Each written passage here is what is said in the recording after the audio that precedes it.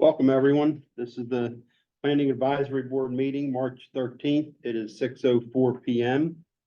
I'd like to call this meeting to order.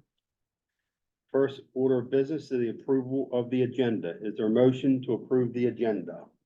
A motion to approve the agenda. Okay, Second. motion's been made. Second, all in favor? Aye. Any nays? The agenda is approved. The next is the approval of the minutes that were sent out for February 23rd. A motion to approve the minutes, please. So moved. Second, Second. all in favor? Aye. Aye. Any nays? The minutes are approved. So the first order of business this evening is the FY 24 supplementary budget transfer for Brooklyn Park outdoor rec improvements. We are going to have a presentation from the Office of Budget Staff, and we'll start with Naomi.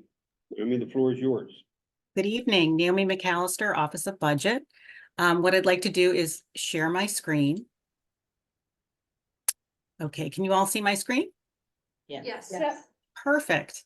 Okay, I'm here this evening to request recommendation on supplemental appropriation and funds transfer on the Brooklyn Park Outdoor Rec Improvements Capital Project. The purpose of this legislation is to amend the fiscal year 24 approved budget and program. We're requesting a transfer of funds from the CAO Contingency Office of Finance non-departmental pay-as-you-go account to this particular capital project. This request will actually not increase the project cost. If you can see here, the fiscal year 24, actually the 24 approved budget did not have any funding in it, but the prior approved is located here. This request basically moves funding from the miscellaneous category into the pay-go category. So the net effect remains the same. This lower section here, you can see we're moving the funding from the CAO contingency to pay-go, which actually moves it over to the capital side. The reason this is occurring is actually it occurred about 4 years ago. It appears that a state grant that was in fiscal year 20 was duplicated in fiscal year 21, and it was classified as miscellaneous.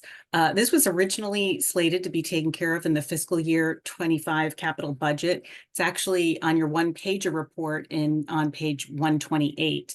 However, the work has been completed, and now we need to pay for the work that's been completed. So unfortunately, we've had to pull this request forward in advance. So does anyone have any questions? Where does the extra $250,000 go So- or come from? So that is actually the Cal Ripken Foundation. There's an agreement with the Cal Ripken Foundation. It's a financial contribution toward the capital project. So miscellaneous is usually classified as kind of a non-recurring funding source.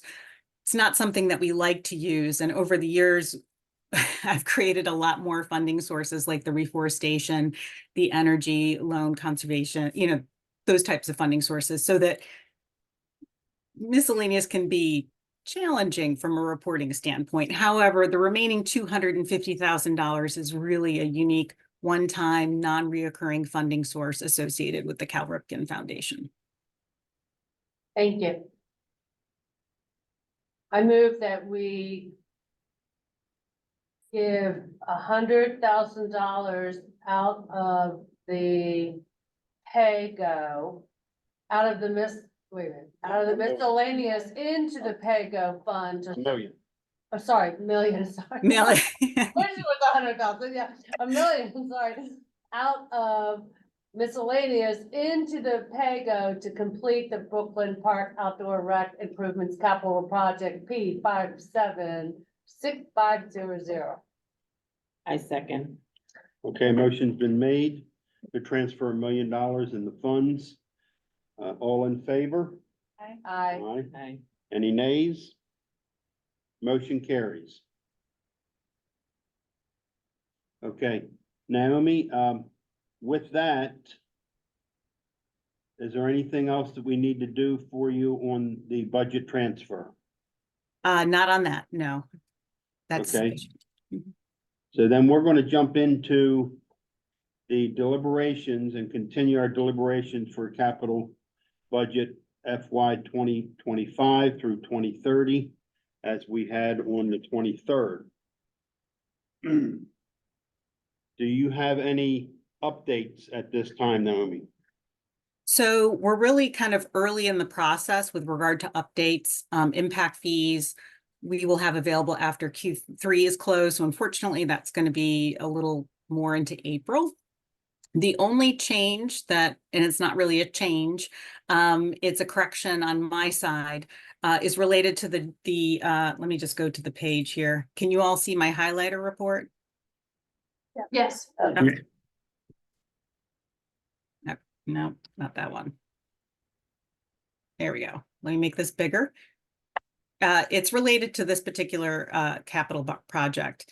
The Deal Library Edition, if I understood it correctly, you all you wanted to support the capital project. However, you were going to provide $250,000 of kind of study money, which would be placed in the library project planning, and that this capital project, this new request, would be put on hold until the study would be completed in the library project planning. I just wanted to confirm that that was correct. What page is that on the highlighter report?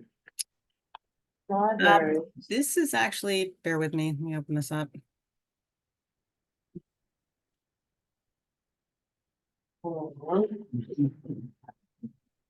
There we go. That is on page 96.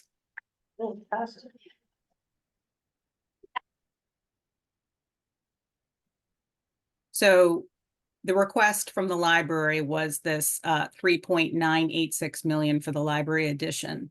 And after reading the minutes from the meeting, there was some clarification that you were recommending to put $250,000 into the library project planning to further explore this capital project. And that at this juncture, you didn't want to recommend the Deal Library Edition as a new standalone capital project. And I just wanted to make sure that I understood that correctly. And we also deleted, was it the Maryland City Library restroom Correct. project? Yes. Mhm. Yeah, that's what I have in my notes. And then brought the library renovation back to plan on the L 47-9600. Yep. Yeah.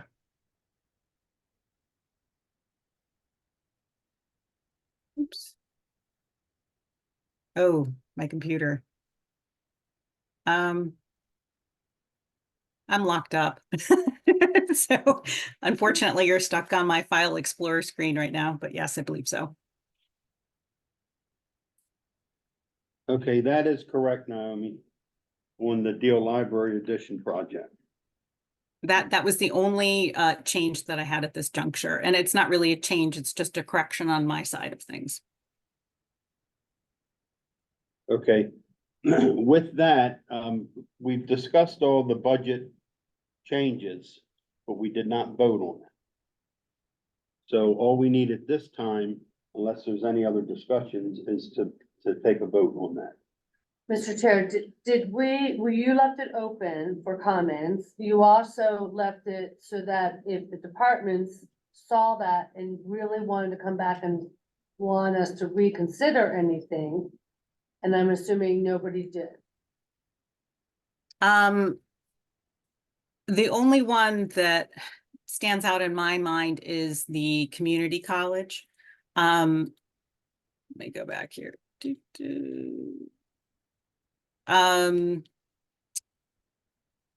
really liked the HCAT relocation capital project. And because of affordability reasons, that was not recommended. It is actually a $10.6 million capital project. And they had expressed that they had a strong interest in that. That was slated to come online in it's a new project, so it wasn't previously approved, but they were requesting that it come online in fiscal year 28. I believe you all had Let me get to that page. Bear with me here. Naomi, I have notes on that project that we moved it to, we kept the design money of $798,000 in to recognize the project, but moved it out to 2030. Correct. They just reached out to us today, actually, so I have to get a little more information on this, but apparently there's a timing issue. There's some other work going on in the community college. And so they are requesting that this start in fiscal year 28. So I received the email this afternoon, so I have to reach out to Melissa Beardsmore and Andrew Little and get clarification as to what's going on, that they really need that timing to occur in fiscal year 28. So that was the one piece that, Yeah, I don't have a problem moving it back to 2028 and keeping the construction funds out for now until we see what availability we have. okay, But we've already done that. No, we bumped it to 2030. 30, yeah. The 798? Yes. Oh, So let's, didn't have if we that. want, we can move it back to 2028. But don't recognize the construction funds at this time, and we'll see how we look in April. Okay. And, you know, we also have, like I said, we have impact fees coming in. So, hopefully, I'm really hopeful about that. You know, hopefully when we reconvene April 10th, I'll be able to come in with some good news as to what funding has been made available, and because I know there were a couple capital projects that you really expressed interest in, but how, you know, and you felt were really viable capital projects, but at this juncture, because of affordability and such a tight budget, it just, you know, we weren't able to go down that path. So like I said, hopefully on April 10th, I'll be able to come in and we'll have a little extra money. We'll have had our bond sale by then, so maybe we have a little bond premium and we have a little impact fees, and, you know, we're able to get some stuff done here. So, but I will make note to make modification to the J 2425 to push forward into 28, not fiscal year 30. Okay, any other discussions? I didn't. Yeah. As long as we None? didn't hear from anybody. Okay, Can I ask a clarification for the notes? yes, So we're recognizing the study funding in FY 28 and removing the FY 29 and FY 30 requests, so you, okay, thank you. yep. So at this time, if there's no other deliberations about our budget discussions, I need a motion to approve the discussions as we discussed. So is there a motion to approve the interim FY 25, FY 30 CIP budget as presented? That was a motion? Yes. Okay, a Second. Second? Okay, all in favor? Aye. Any nays? Motion carries.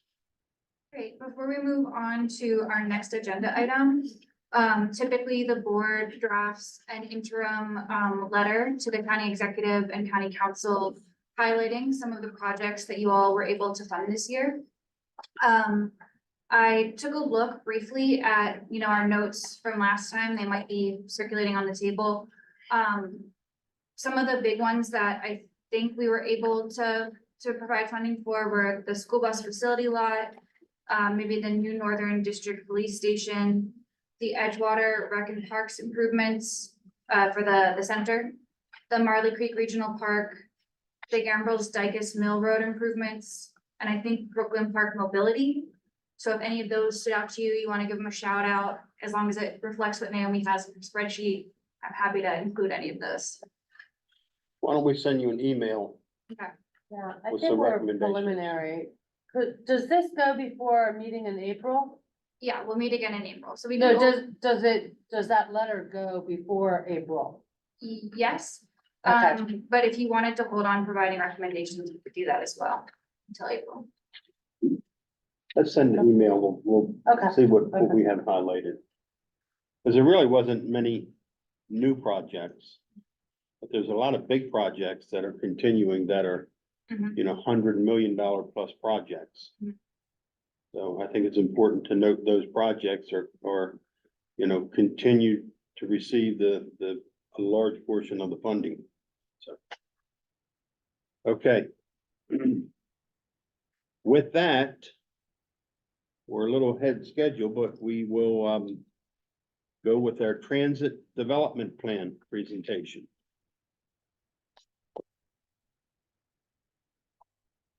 Gentlemen, the floor is yours. Hi, my name is Samuel Sneed. I'm the Director of Transportation for Anne Arundel County Government. I want to introduce two of my staff members. Brian Ulrich, he's our Planning Administrator, and Andrew Deal, he's our Transit Innovation Planner. What they'll be walking through today is our mandatory 5-year transit development plan.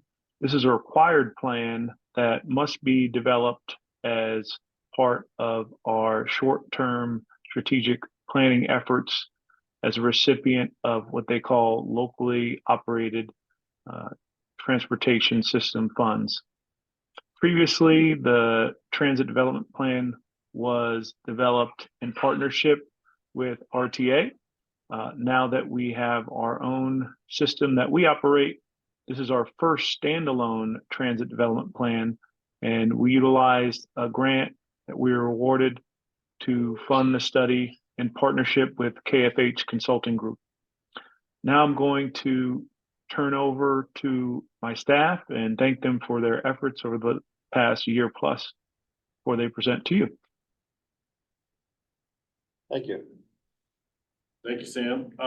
So just a little bit of overview about what we're going to cover tonight. We're going to go a little bit of background on the planning process, review our current services and conditions, review some highlights from our community outreach efforts that we did in a couple different ways, and discuss our proposed service improvements, and then of course turn it over to you guys for questions, discussion, etc. So as Sam said, this is a required element of MTA's local transit system annual grant. So every 5 years you complete this short year planning effort. But we also use it, it benefits us to have a short term plan as well. And so it kind of gives our goals and objectives for transit, and we have the long range plan, moving around that has a long term plan, but this is kind of a short term planning exercise.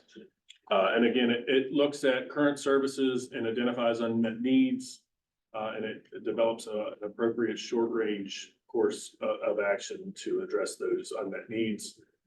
And again, serves as a guide for improvements that we're hoping to make. So, and again, the last TDP got adopted as a component plan of moving Arundel. The overall master plan got adopted. The walk and run, the bike ped plan, the transit development plan, and other component plans are part of that. So we would be again asking that this be, replace the existing transit development plan and be part of the adopted master plan. Our current service, the county offers fixed routes that you can see in the map. We've expanded, and so now there's kind of a complete loop of the county. We cover more of the county than we had been. We've also got 2 call and rides that I'll show you a map in a minute of. We've got 88 complimentary paratransit, which is required paratransit for the fixed route services, and we also have general county-wide paratransit service that's not required, but we do also offer. And for several years now, our services have been fare free. And then I believe this is the North County and South County call and rides, and we've gone some iterations of this. South County was first, then we expanded it into Edgewater, and then North County has been expanded 3 times. We did BWI Airport, we did Pasadena, and then actually just recently we extended further out outside of Pasadena to the east there. So that was recent. We haven't had time to update the map, but we've expanded the North County system several times. All right, and then our regional services. We are blessed in this county because we have multiple different services in addition to our own. We have Maryland Department of Transportation, the MTA, runs many different services out of Baltimore City, several of which provide service to Anne Arundel County. We also have RTA, which is the Regional Transit Authority. They operate, I think, 2 lines, on the northwest side of the county. We have the city of Annapolis, of course, operates, 4 or 5 lines. These are all fixed route. We have the county connector, which we do as a partnership with BWI Airport. We have Department of Aging and Disabilities that provides, some assistance for us in terms of transit. There's multiple private and nonprofit providers. Like I said, BWI Airport is an example of one. Then ride sharing, we just implemented it, a 25-cent fee for Uber rides as an additional source of income for transit services. So we've updated,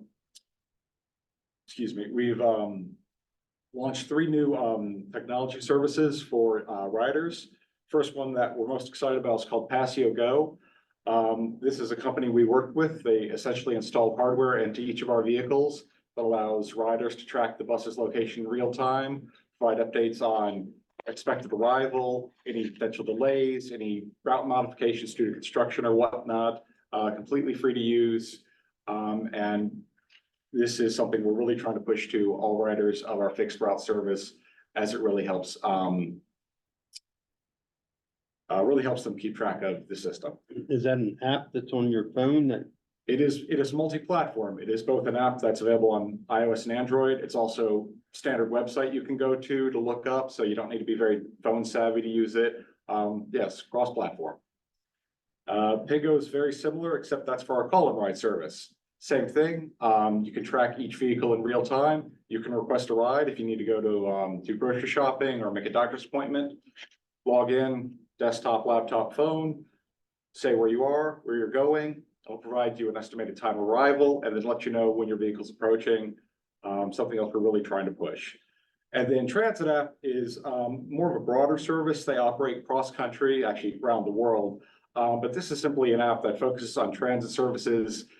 We use it. They also have the city of Annapolis. They have RTA, they have MTA. The idea with this is it's kind of like Google Maps for transit, only it's even more accurate. If I need to go anywhere, I can pull it up. It'll say which transit services I'm best suited to get me where I'm going, whether that be on Anne Arundel County, whether it be city of Annapolis, RTA, MTA, get to DC, it'll find the best route for me. So these are all free services that we're really trying to advertise and encourage. And yeah, we did want to touch on some of the capital projects, though, although you guys are aware of these, but you know, it's not just the operations side. The county is investing also in capital improvements, Pearl Transportation Center, the O2 Mark Garage, the Transportation Operations Facility, and Arundel's bus shelter enhancements that's up under the 7 Harmon SpedNet, you know, parent project. And then a couple annual improvements as well to get access to transit. So transit improvements is for shelters at stops, or improvements at stops, not just shelters, but signs and pads. And then safe routes to transit is also getting access to those transit stops. So we've got capital improvements that we're also making in addition to our operating services. Turn back over to Andy for the survey. yes, we did a community survey with existing riders and also open to anybody, just what they felt about the current transit system, how they feel about transit in the county, what services they were aware of, what improvements they'd like to see, what would get them to use transit more frequently, things like that. We got input from multiple different agencies and stakeholders, as well as staff. We did demographic analysis on where transit would benefit people. And we did reviews of previous studies and plans as well as current ones to see where we could mainly improve upon them. The result of our survey, we got a little over 900 responses. 93% reported that a car was their primary mode of transportation. Only 1.2% noted that public transportation from any service, not just Anne Arundel, was their primary mode of transportation. 7% reported that they occasionally, at least occasionally, use public transportation services. And then you can see the breakdown there of those who did use it. MTA local buses were obviously the most, the MARC train, commuter buses, RTA, and Anne Arundel County are both about similar. Sir, can you delete that bar so we can see all the lists At the bottom? at the Oh, bottom? the Zoom, Yeah. yes.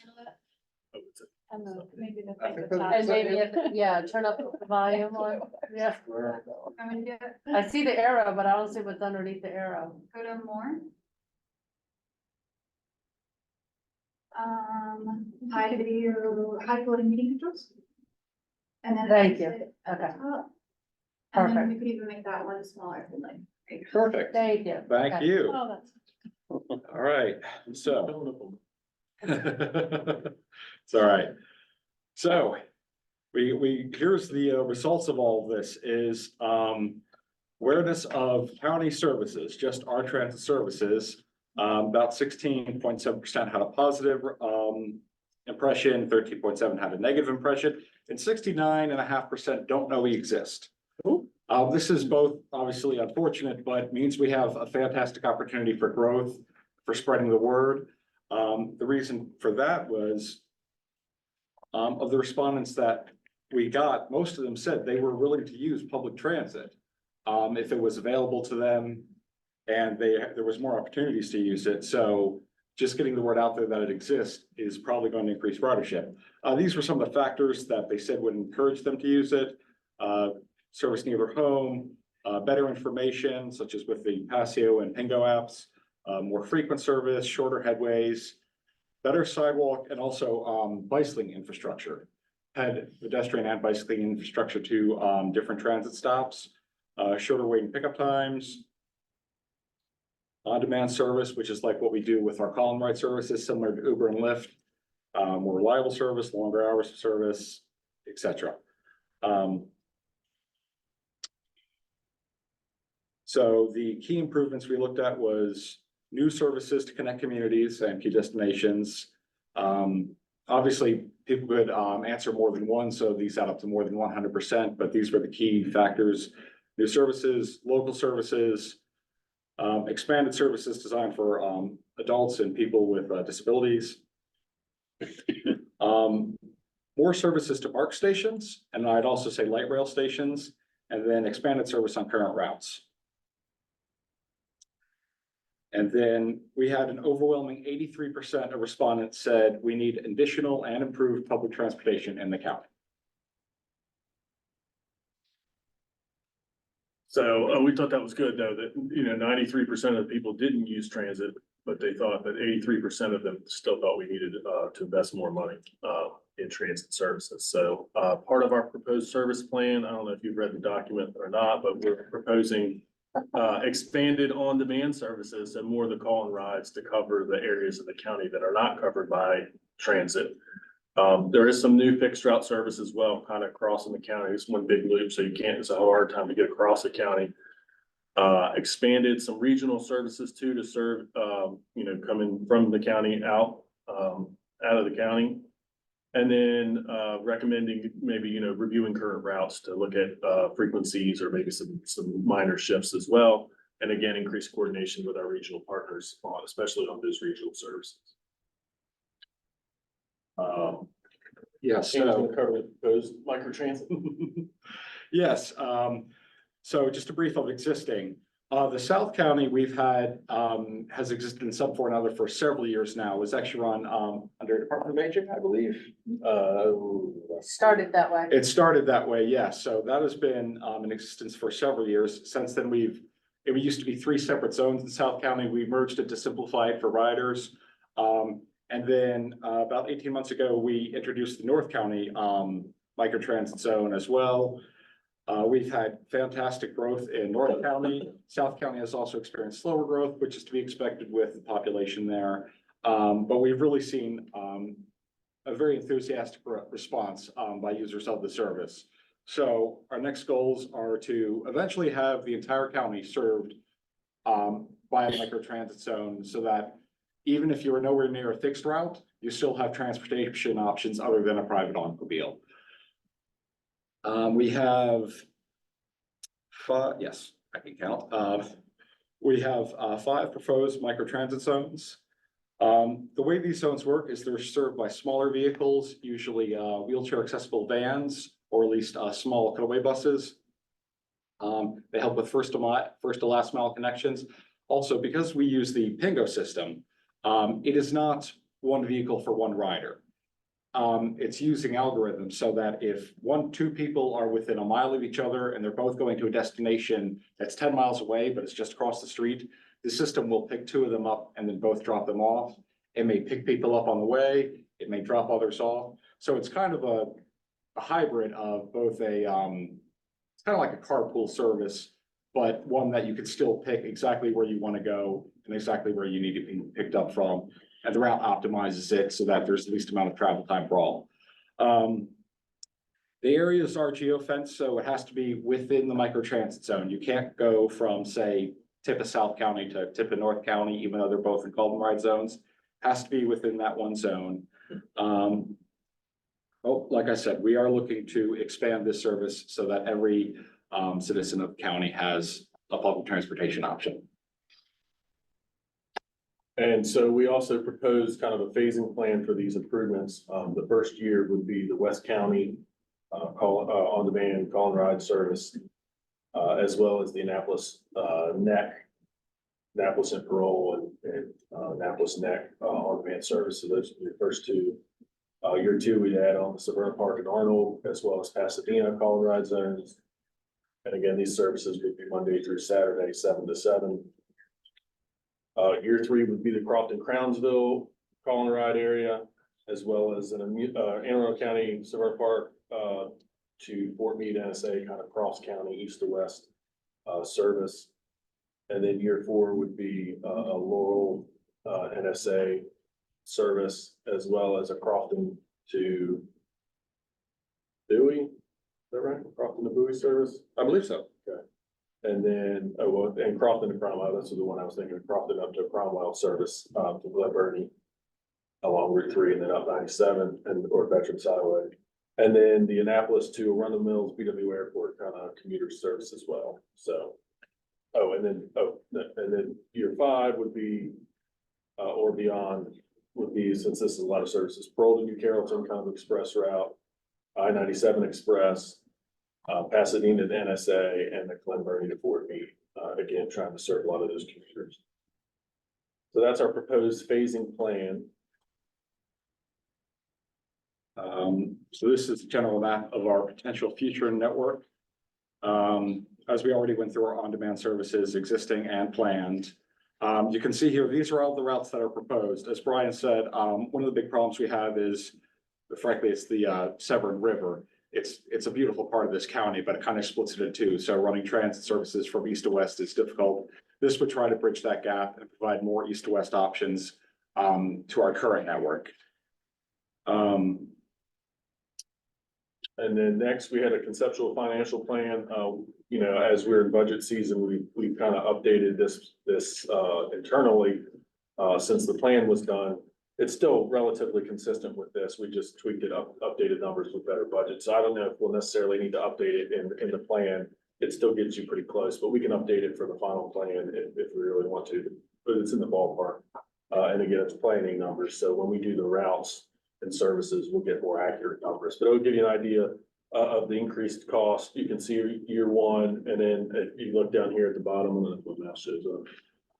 Yeah, okay. So you can kind of see, you know, baseline, this is the baseline plus inflation. And then as we add in these different services, how it goes up. So how the baseline, you're looking at 15 million, and year five with all the additional services, you're looking up at 30 million. So, and you did a rough calculation of percent? Yes, the county gets general income of $2.2 billion, and we get about 8 million of it. So about 1/3 of 1 penny out of every dollar.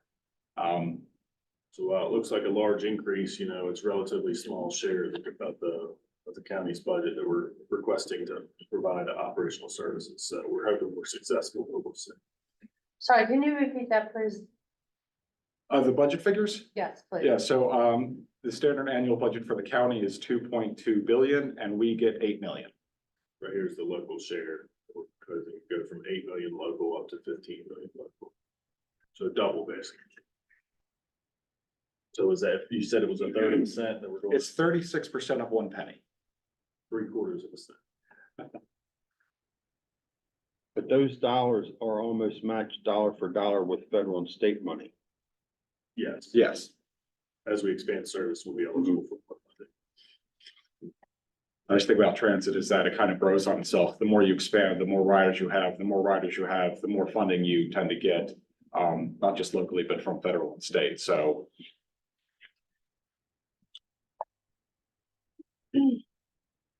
And we had a public meeting, comment period. We posted the draft plan on the website in early February.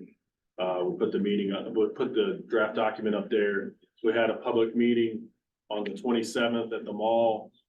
We had about nine attendees, I believe. There's a picture of some of those, as well.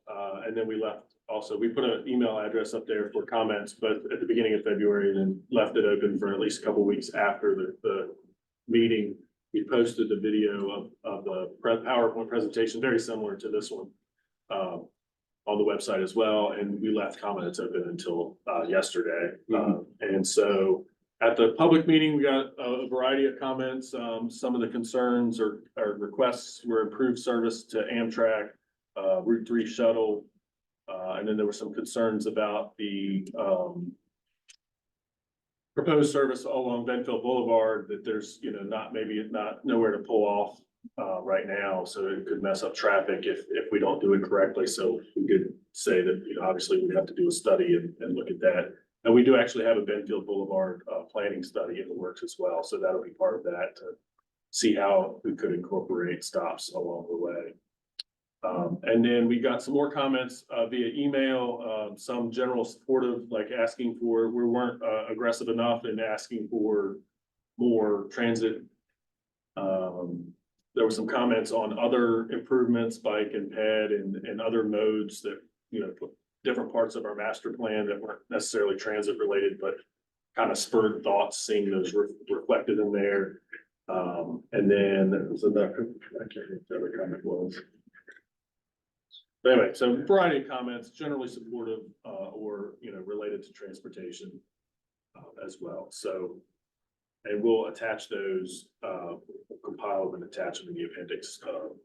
We just left the comment period up until yesterday. Can you give us a ballpark of how many comments you got online? So on the emails, we only had 3 or 4, I think. So, we got some emails and saying thanks and from people in the meeting, but we didn't get very many emails. We had more attendees than we had emails. So you had 9 people at the community meeting and 3 emails. Yep. Now, and referencing the community survey, we used kind of a database that we had developed for a lot of public outreach. And we were having problems with community survey. We sent this mass email, got it out to communities, and that's where we ended up with the 936 responses. So we did the same thing with the draft TDP, but we haven't seen the same response, so.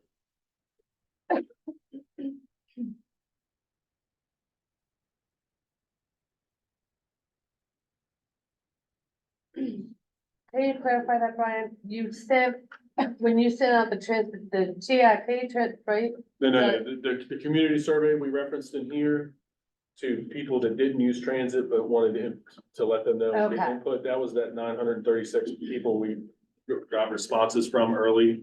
Right, And then talking about that, weren't familiar, this 936 here, the community survey, we did a separate rider survey, but this was a community survey. And okay, this was talking about who used transit, who was familiar with transit. And they thought, this is what they would like to see. Right. These are the needed services. So we did get input from people early on. We just haven't got a lot of reaction to at the the end, proposed. okay. And I would say 936 is a lot of comments for any study we Oh, get. yeah. So we 3's were not. hoping we would get those, at the beginning and then react to what we proposed, but we have not gotten the volume of reaction. So it's still on our website, it's still up there. If you know better ways to share that information, we did put some stuff on, social media. I'm not sure if it was Facebook or we got a different person that does social media. So put some information about the meeting and that. And I think the, library did as well. So that was the extent of our public involvement, so. Leave it open for comments or questions or discussion. So the app, is it this Ride Pingo? Is that it? Yes, it is. Okay. That's for the call, right? That's for the call and ride services, yes. And then it's a separate transit app. Passio Go or Transit app, literally it's called Transit app. Oh. Thank you. Two questions. First is, I know that earlier this year, when the state budget was coming out, there were a lot of cuts proposed to transportation, so I'm wondering how that ended up and affects us. And then my other question is whether you have much funding in your budget for marketing, given there's such a need to get the word out there. I'm not sure it's still on. So the proposed cuts. I can on- speak to it, Brian, if you'd like. Sure.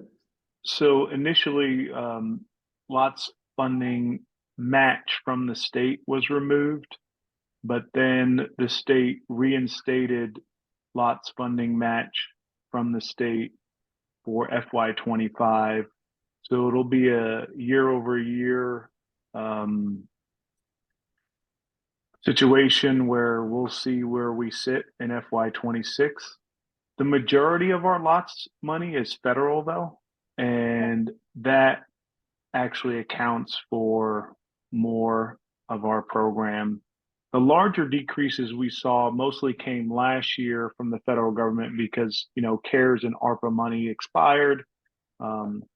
And we had to supplement with county general fund money. So our, privilege of using federal funds for the last few years went away, and we had to use, obviously, general fund money instead.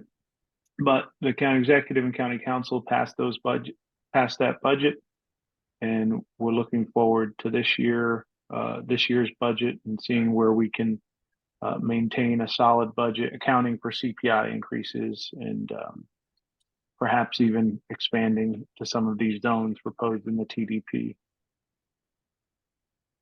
And there were also some cuts to the commuter services, kind of a consolidation. Some of the ridership that the state has seen has gone down. And so they looked at that as if they consolidated some of those services, they could optimize and save some money. So they're still running to a lot of the places, but they're just running reduced numbers. I had read that all of the commuter buses were going to be stopped from Annapolis to DC. That's not what's currently proposed, but that's certainly, I guess, what could be a future year cut as well. But they do have a service plan for the commuter routes, and you can see which ones are cut and which ones stay. Like they have, there were 22, say, rides from the Annapolis partner ride to DC, and it's gone down to 12 or something like that. So they're trying to reduce, or their statement is they're reducing the number of rides based on the volumes they have, but it's also saving money. I do think you read correctly because initially that was the proposal, but then they altered their mindset to do what Brian had stated, which is consolidate routes and reduce the frequency. There are public meetings this March with MTA, so people who want to advocate for their routes should come out and make sure they advocate for those routes. The future of commuter bus, though, is something that I think the state is definitely evaluating and looking at consolidating routes where they may have 8 or 9 passengers on the larger bus.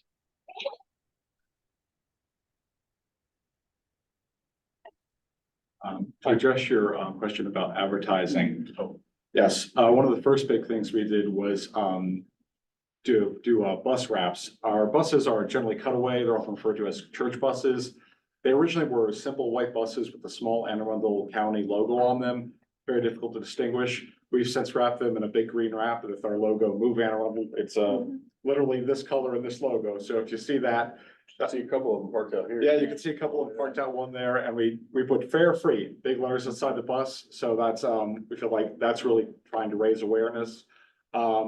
We've set up kiosks in most libraries in the county. We're also going to move it out to a couple senior centers, the Severance Center, I believe, where we have brochures, again, a big display saying fare free bus service with a general map of what areas we serve, as well as individual paper brochures of each route and times.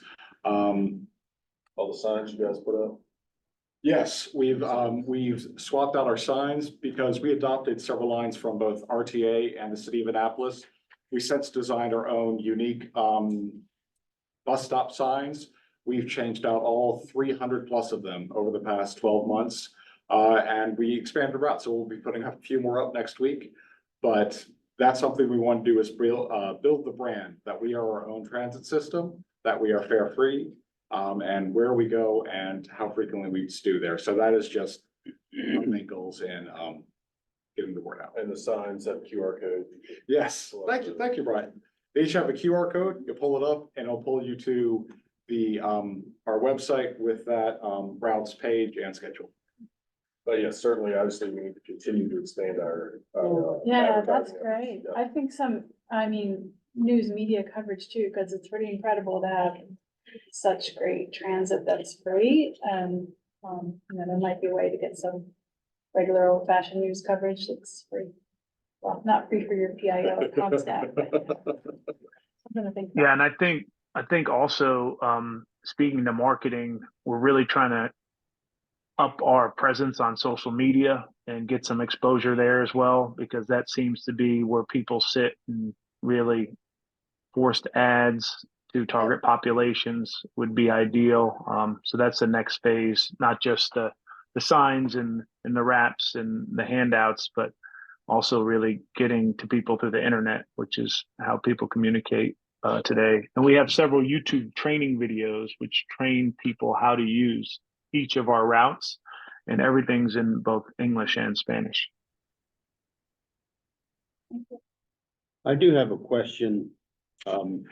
Ridership capacity, the percentage of seats that are actually used every day, versus what your total capacity is? And then do you have projections on the future capacity? So that's a very interesting question. One of the nice things we have about the Passio Go system is that they have automatic passenger counters, basically a little like an automatic door sensor, but they're placed over the buses. So every time a passenger gets on or alights the bus, they're counted. So not only do we know how much capacity a bus is at any one time, we also know where and when somebody gets off at a particular stop. So how many people visit a stop, how popular it is, where they're going. In terms of capacity, our buses are, most of our standard buses are 12 seats and then room for 2 wheelchairs, but you can easily fit in another dozen people with standing room. Our most popular routes, which I believe is the 201 and the 202, we have longer buses that I believe are 14 seats. Sam, maybe you could jump in and help me. And what is? Yeah, we have some CDL buses that can fit up to 25 people as well. They mostly operate on our bigger transit number routes like the AA 201. We definitely, with all the changes we made in the 2.5 years, we jumped in ridership from, floating around 100,000 or so pre-pandemic to now, in the last 12 months, we've had 280,000 riders. Our target goal is to get over 300,000 for this calendar year. And then, of course, we want to continue to grow our routes and increase availability for transit so that we can expand the capability to use transit in the county to folks who are in transit deserts. Some of those are peninsulas that are jutting out to the water. Others are inland peninsulas like the Conway Road area. So to answer your question, we're an emergent transit system, and I think we've experienced some high rates of growth with some low-hanging fruit that was tackled well by staff and contractors.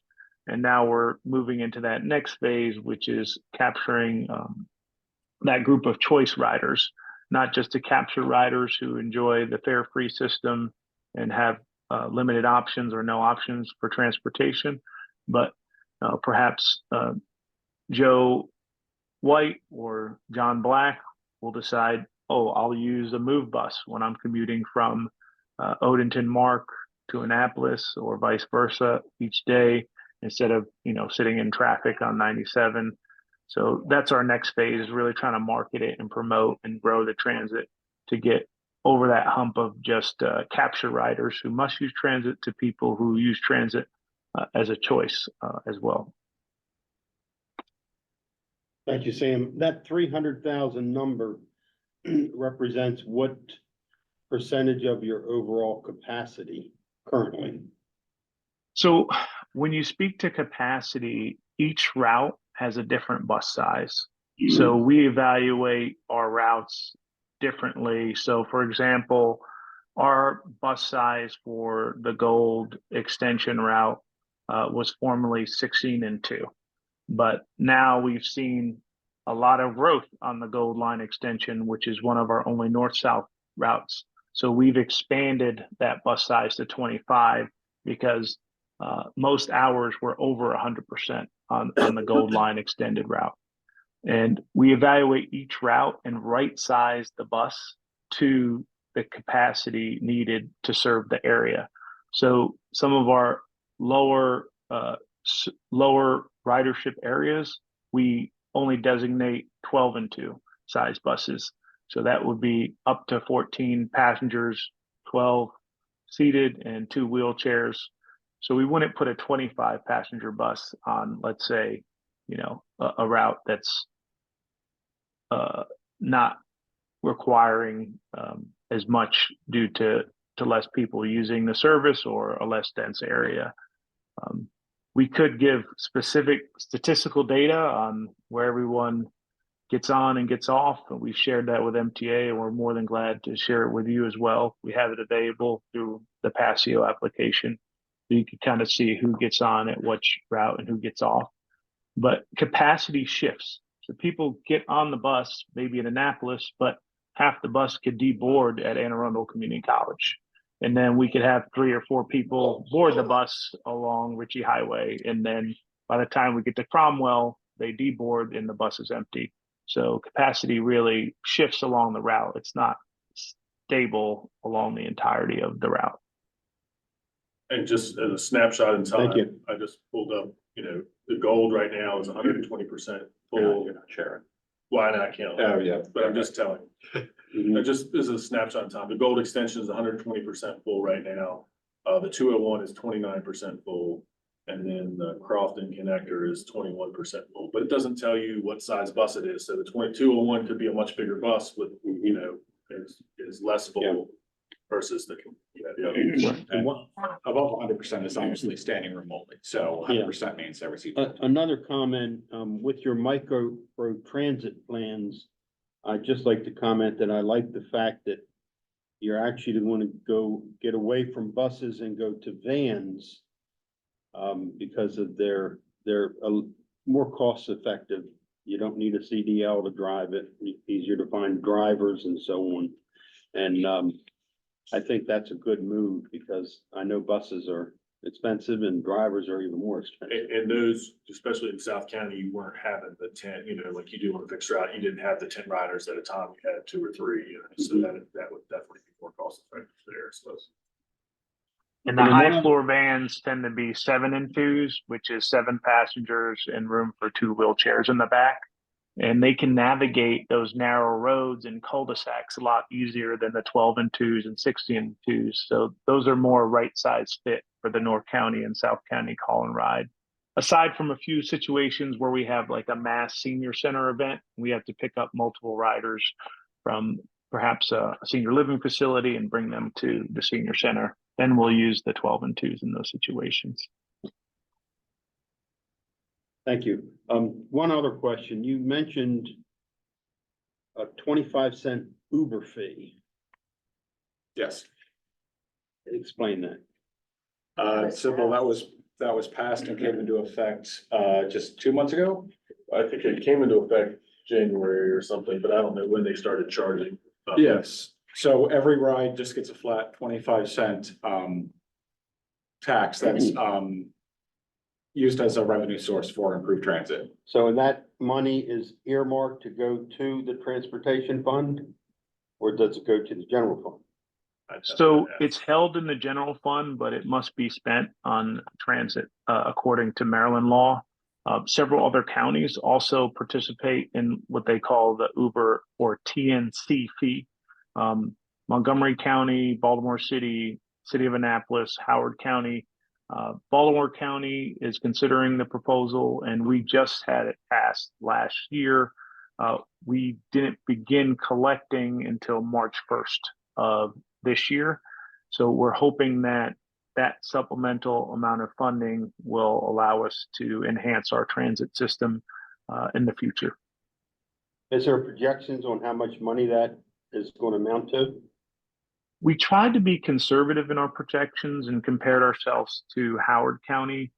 So we were assuming about 350,000 per year, but we do have a larger population than them, and we do have some larger transportation hubs like Fort Meade, the Navy base, Naval Academy, BWI, obviously, and some transit hubs like the MARC stations.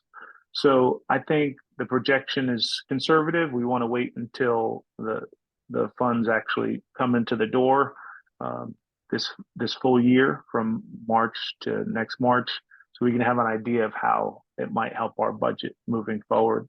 But it is, a pretty minuscule fee compared to the entirety of the Uber ride, and typically those with disposable income utilize the service and won't even notice the small fee when it's taken out, and it's charged to the company.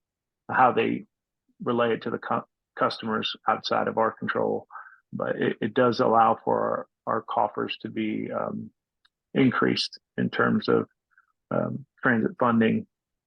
We'll see how it turns out after year one. I don't know if Naomi can speak to when we get our first two sets of numbers in. I'm not on that end of the budget. So is that all ridership companies, so Lyft and any similar companies? Yeah, so I think we only have Uber and Lyft here. There used to be a couple other competitors, but those are the main two that we'd collect from. Yes. And it's only in Anne Arundel County, it's not in Annapolis City. So if you pick up a Lyft in Annapolis and drops you off in Anne Arundel County, you do not pay it. Well, City of Annapolis has their own fee, so it would go to them. The origin would have to be a county origin. Right. Yep. Mr. Chair, can I have Yes. some questions? Going back to MTA and the commuter buses consolidating and everything else, there's a transportation letter that the county writes to the state. Do you plan on getting involved in that decision-making process for those commuter buses for our Anne Arundel County residents? Yes, we intend to have, and you're speaking to the CTP letter we do annually, and we're about to submit it this April. We'll have some language in there regarding our advocacy to maintain commuter bus service for our county and the importance of it to maintain regionalism when it comes to transit. I think that's an important point that we may want to piggyback on in our letter as well, because there may be a decrease in ridership, but there are many people who depend on that commuter bus service. And we need it. We need to get the cars off of 50, that's for sure. My second question is in regards to bus shelters. Can you address that? I know we've lost a lot of bus shelters. And I personally have been involved in trying to get bus shelters, but they've been on state highway. And I'm told that each bus shelter is $25,000. And Well, I don't know how the county is involved in working that issue throughout Anne Arundel County when it's on state highways. well, you're not wrong in that, are access permits that we typically have to apply for when we put in shelters. We typically work hand in hand with state highways. Some of the issues we actually have is right away from small local property owners. So for instance, we had funding that we won in a grant from AARP recently. And one shelter, we've really been trying to get a small, tiny piece in front of the Jumper Hole Shopping Center, but we've had a hard time getting that right of way acquired to build the shelter, even though we have the funding and the shelter sitting in our repository to be built. So there are some complexities with state roads. For the most part, though, when it's state right of way, we do get access permits. We have requested more funding within our budget on an annual basis for additional shelters. And we've obviously won the ARP grant, and we're trying to expand shelter space at Arundel Mills Mall as well. The BMC study, which was funded to really assess shelter needs throughout the county and the region, is what we're pulling from to prioritize where we place the shelters in the county. We've installed 5 this year, and we have 7 more we want to put in. And then depending on how the CIP shakes out, we'll secure more funding, but they aren't cheap. Shelters at the lowest end with just a simple head cover, we've secured a small one for maybe $3,000, but that's a rarity. On average, the shelters cost about $10,000, and that doesn't include the engineering, design, and actual labor to put it in. So, Brian, I think they're pricing around $15,000 with all of that included, and perhaps more. I think it's close to that $20,000 you talked about for Yeah. those shelters that we had designed. We had to put the pad in, get a contractor, all that stuff. They're about Yeah. 20,000. So that's why we're trying to look at prioritizing where they need to go. Where can we get away with maybe a bench, or, and then where other places that might not need something right now as we work our way through. Is there a way for us to follow that or to see what online or a tab or anywhere for us to know where shelters are and where shelters are going? We have an inventory. And I don't. We do have an inventory. It is not online. It was conducted by the BMC, the Baltimore Metropolitan Council.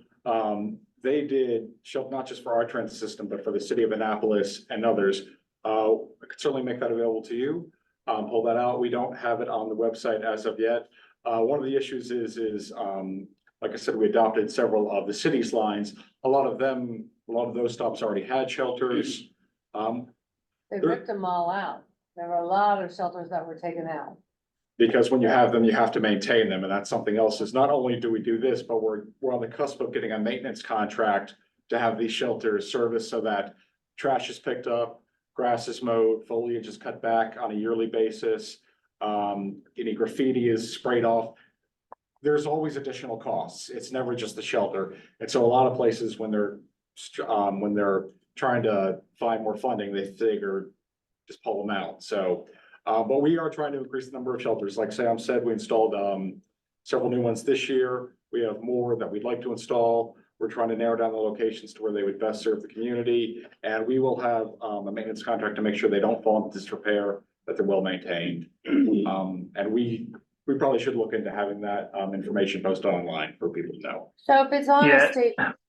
And I want to give a little kudos to my staff because we didn't have a maintenance contract, and we're currently putting out RFP, but Andy literally goes out to our shelters that have trash cans and empties them and removes graffiti. So kudos to him for his dedication, and some of my other staff that have had a hands-on approach to trying to keep our shelters beautiful throughout the county.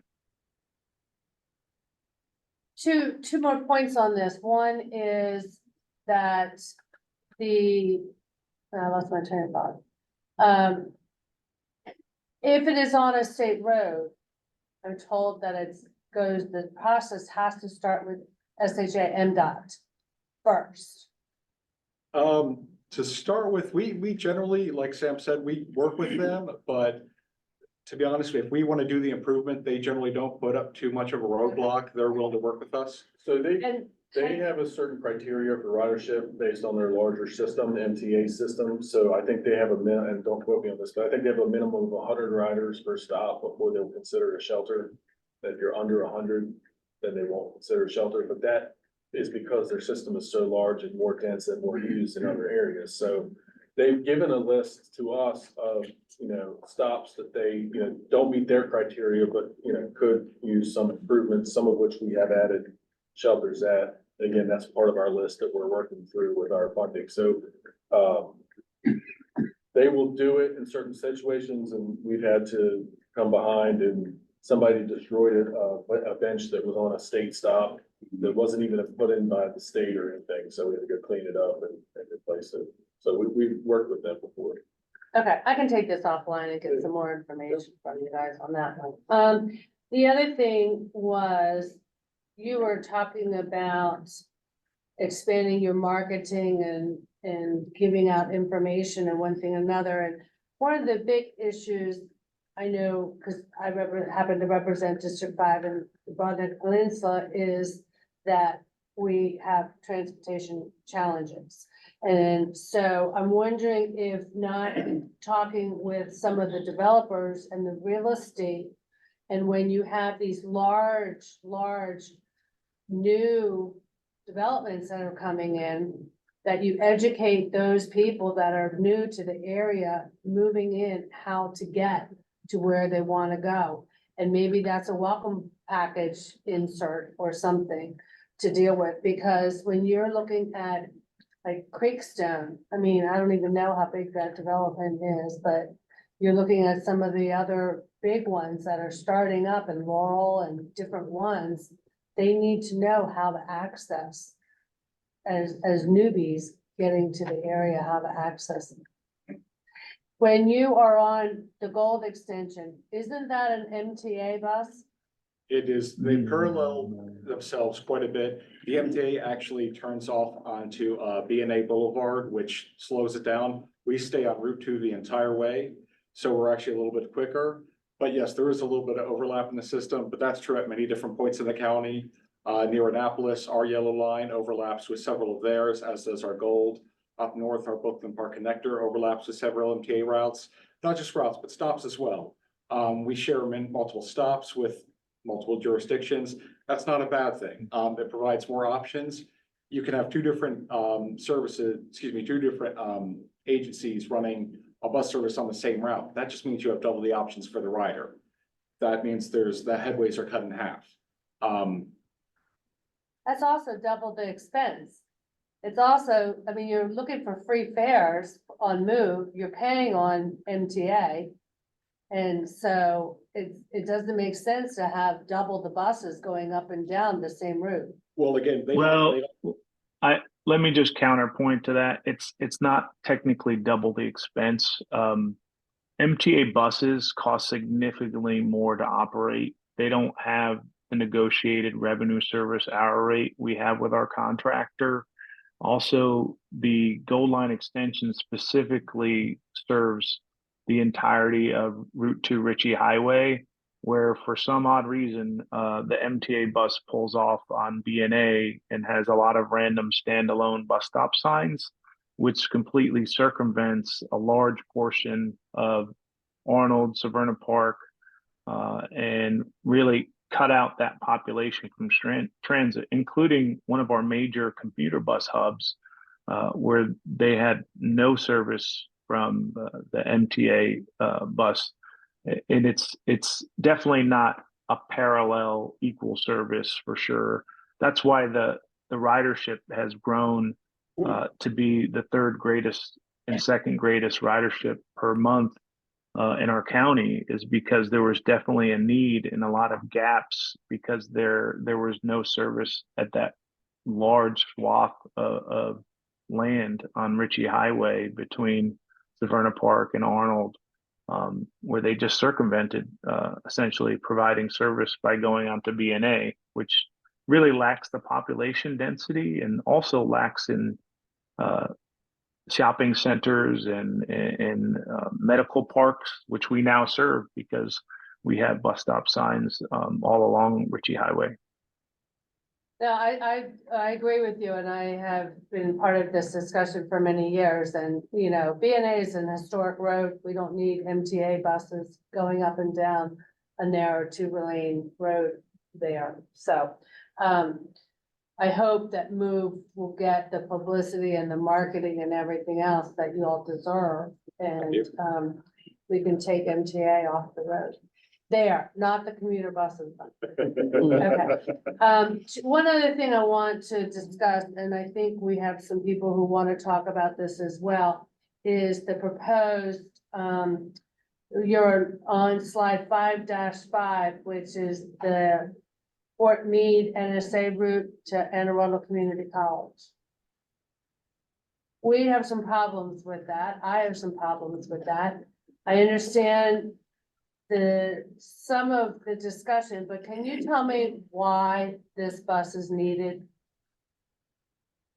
So a lot of the Fort Meade NSA routes that were suggested were based on interviews with the Fort staff and the NSA staff, as well as origin destination data, which shows a large amount of people commuting from those areas to the Fort and NSA.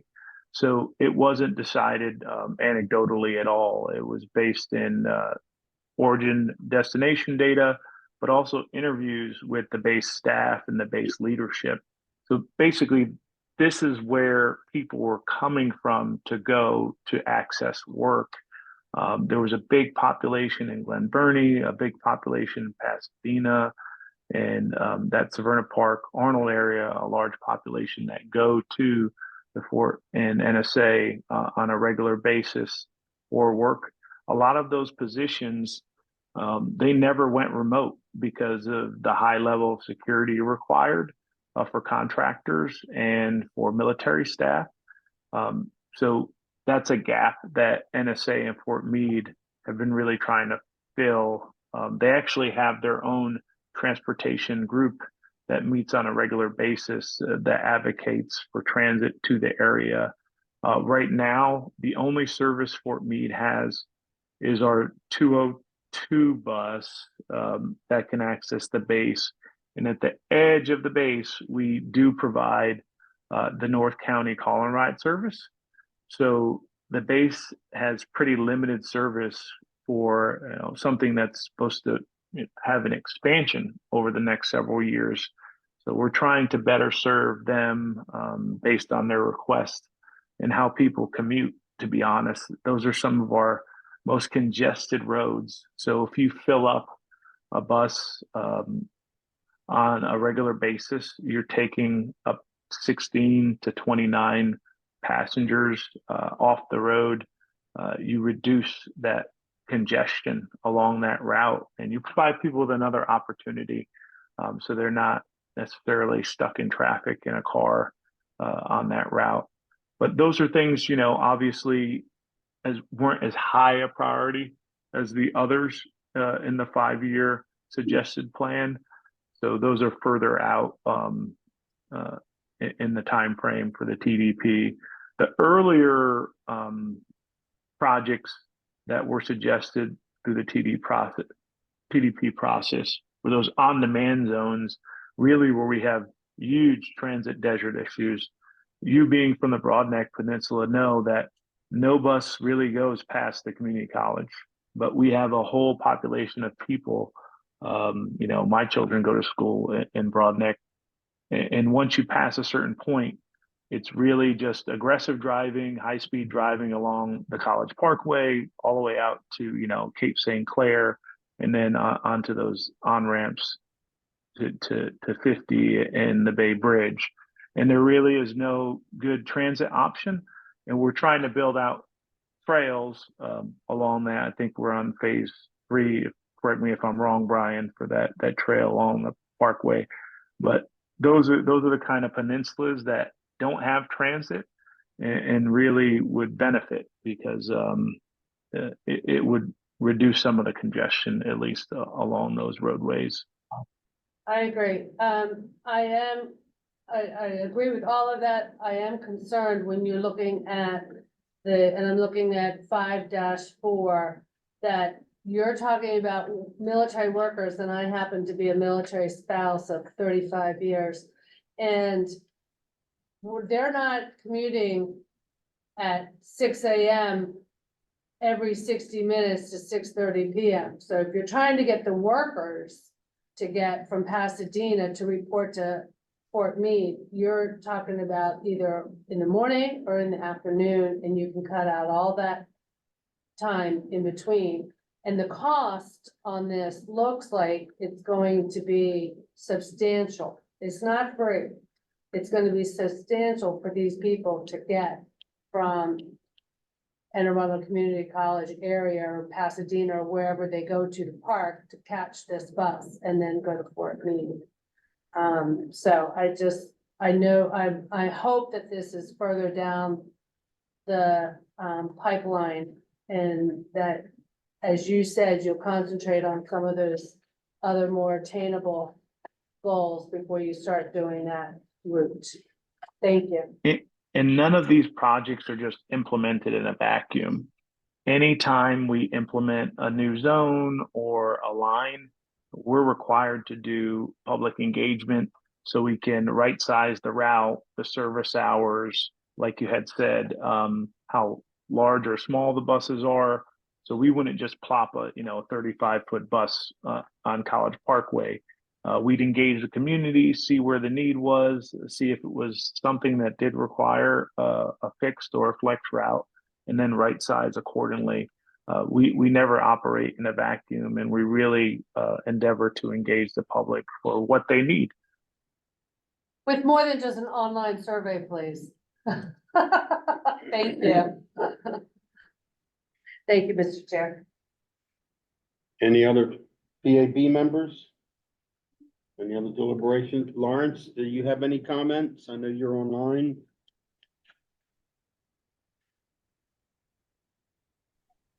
No, sir, I'm good. Thank you. Okay. So with that, we're going to open up our oral testimony. And we'll start with oral testimony during the meeting tonight. And we do have Mrs. Maureen or York from the Greater Severna Park Council that has wished to speak. And then after you're done, after you're done, we will see if there's anybody online that wishes to speak. So Mrs. York, the floor is yours. Thank you so much. I appreciate it. Okay. For the record, my name is Maureen Card-York. I'm the president of the Greater Severna Park Council. We're an umbrella group of about 60 community associations and homeowners associations, environmental groups, various things in this Greater Severna Park area. Last night was our regularly scheduled meeting, and we had 30 official delegates present, as well as 7 very keenly interested Boy Scouts and 1 Scoutmaster. Major point of discussion was the transportation plan, and in particular, the bus route that's proposed for year 3 that would run between Fort Meade, NSA, the community college, and use the full length of Benfield Boulevard as a major part of its transit route. We're having trouble understanding the need for this. I heard what was said, and thank you very much for that, Mr. Sneed. We also understood that it had something to do with people wanting to commute to the community college to take classes, but it still seems out of proportion to the number needed. One of the things that I did when Doug and I attended the meeting at Annapolis Mall, and thank you, gentlemen, very much, was read the bigger book of documentation, which fleshes out the small pamphlet that's here tonight. And the costs were kind of striking. And gentlemen, if you want to jump in. I'm gonna use the numbers that you used. Okay. Okay, because there was a particular ridership designated, and then there was a statement to the effect that you were working off numbers that indicated $28 per trip. Which would come out to $56 round trip, if I understand correctly. And if someone were making the commute 5 days a week, that's $280 a week. I'm gonna use a figure of 40 weeks per year, thinking of the student's year. That comes out to $11,200 per rider per year, which is a huge amount of money for a single rider. And I'm looking for a more affordable solution to this need, to the extent that there is a need. Perhaps these on-demand services. I note that in year 2, according to the plan, on-demand services will start in Severna Park and Arnold. Well, that would handle the local need to the extent there is one. And our residents made it very clear they don't feel there is a need for transit services along that route. Although one woman commented it would have been nice to put her kids on a bus instead of driving them to their summer jobs. But she was troubled too by the expense. We've got a lot of folks who are aware of the competing needs, and we appreciate the Planning Advisory Board who have to sift through all these competing needs and try to figure out what can be reasonably funded and what can't, as well as our county council members. But at present, we just don't see where this makes a whole lot of sense. And we also are concerned about the congestion we already have and adding more to the problem. So that is the gist of our concern. And we hope that the board will take that into account. And if you have anything to address that, I'd appreciate that. I would just like to Yeah, say, I just want to step in on numbers here. So to fully fund our budget, every county resident would only have to give $20, and that would fully fund us operationally and add some expansion.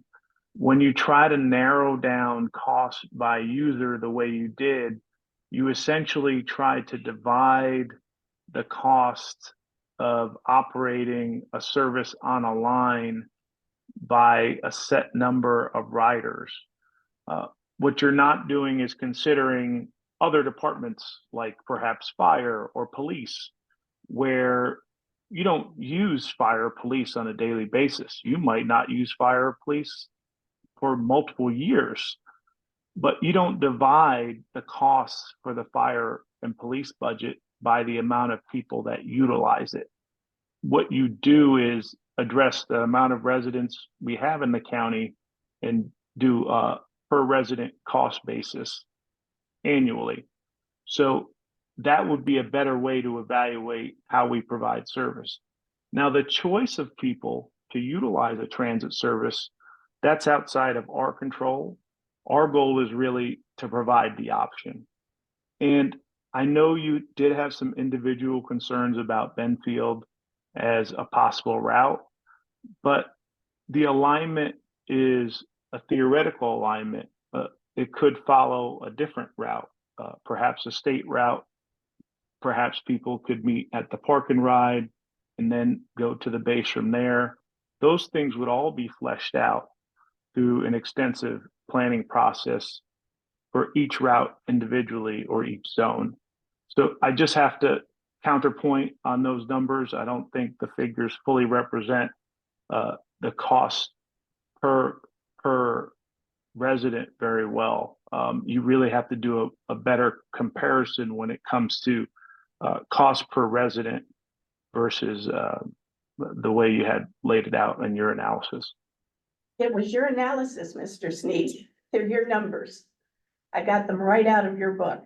So I understand your point that there are many services the county provides. I'm also very aware of the problem with funding all of our services at a sufficient level. Concern about the schools, concern about all of our county services, and also concerned about other areas that might need and benefit more from the transit services. Some of what's planned is wonderful. The question is, to what extent is it affordable and reasonable to attempt all of these services, particularly in this fiscal environment? And that's why I'm here, because our membership is concerned.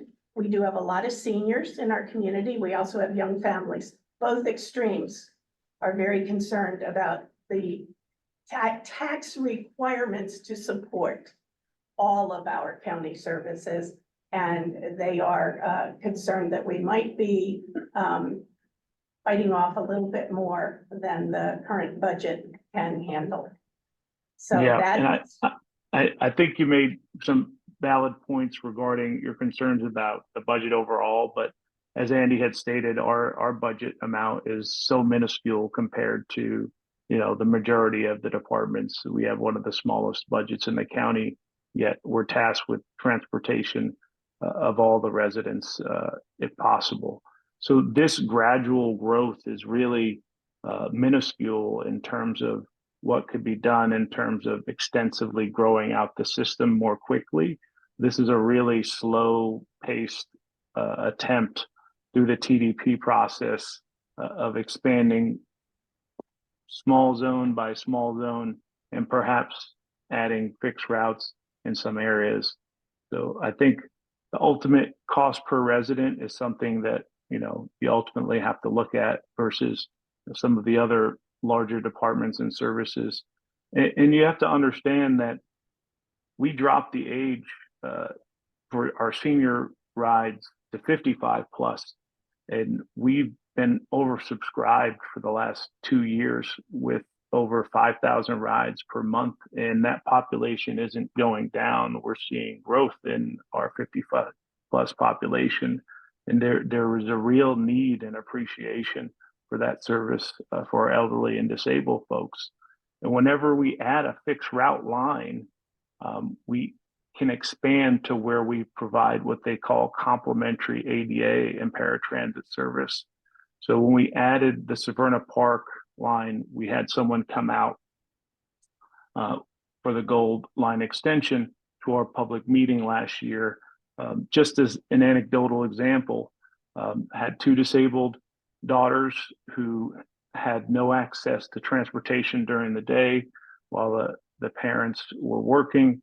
And now that we have the Gold Line extension, we provide them with complimentary ADA paratransit service to work, the library, and other places. And that's really what the expansion of these lines do, is provide service to those who need transit, who don't have other options or have limited options.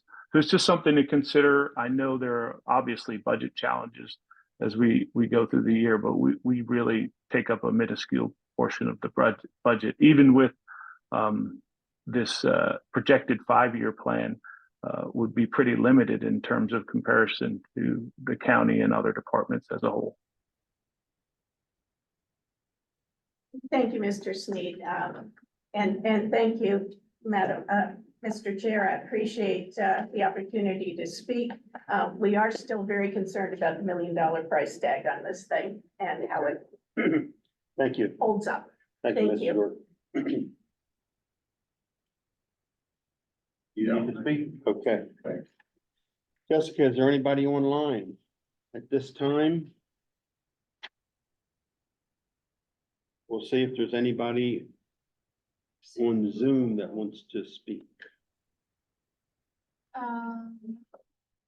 It looks like we've got one member of the public on the call. If you'd like to provide testimony to the Planning Advisory Board, you can use the raise hand feature under reactions.